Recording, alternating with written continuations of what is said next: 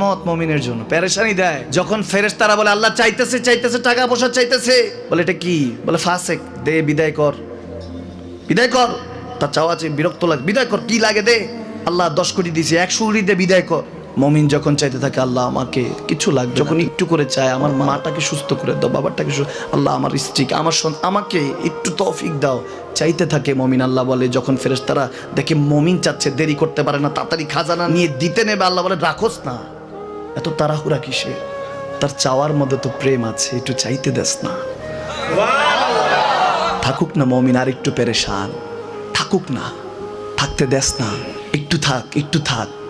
পেরেশানিতে রেখে আল্লাহ মজা নেয়, মহব্বত নেয়, মুমিনের অন্তর থেকে খুশবু নেয়, আল্লাহর বড় মায়া। মুমিন যখন চায় আল্লাহ তখন মায়ার নজর নিয়ে তাকায়, হায় হায় আমার বান্দা, সুবহানাল্লাহ।